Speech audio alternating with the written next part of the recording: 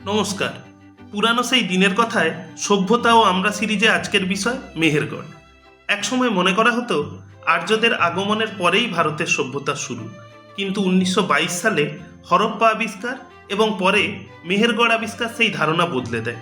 1974 থেকে 1986 সালে বর্তমান পাকিস্তানের বেলুচিস্তান অঞ্চলে গোলান গিরিপথের কাছে বিখ্যাত ফরাসি প্রত্নতত্ত্ববিদ ফ্রান্সোয়া জারিজের নেতৃত্বে একটি খনন কার্য চালানো হয় এবং 7টি স্তর বিশিষ্ট এই মেহেরগড় সভ্যতার নিদর্শন মেলে। প্রথম পর্যায়ে দেখা যায় মানুষ তখনও পুরোপুরি স্থায়ী ছিল না। কাঁচা ইটের ঘর বানানো শুরু হয়, কৃষিকার্যের সূচনা হয়, গরু ভেড়া ছাগল পোষ মানানো, মৃতদেহের কবর দেওয়া হতো অলঙ্কার ও পাথরের জিনিস সহ। সমাজে তখন থেকেই শ্রেণীভেদের আভাস পাওয়া যায়। দ্বিতীয় পর্যায়ে কৃষিকাজ উন্নত হয়, মৃৎশিল্প শুরু হয়, কুমোরের চাকা ব্যবহার, গয়না ও পুঁতি তৈরি, বাইরের অঞ্চলের সঙ্গে বাণিজ্য। এই সময় লাপিস লাজুলি ও টারকোয়েজের মতো পাথর ব্যবহার করা হয়। তৃতীয় পর্যায়ে তামার ব্যবহার, কারুশিল্পের উন্নতি, সংগঠিত গ্রামীণ সমাজ এবং চতুর্থ থেকে সপ্তম পর্বের কালে মেহেরগড় বস্তুগত সংস্কৃতি আরও পরিণতি লাভ করে।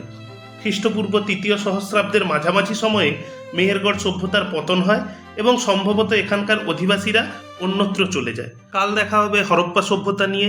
ভিডিওটি ভালো লাগলে লাইক করবেন, পেজটি সাবস্ক্রাইব করবেন। ধন্যবাদ পাশে থাকার জন্য।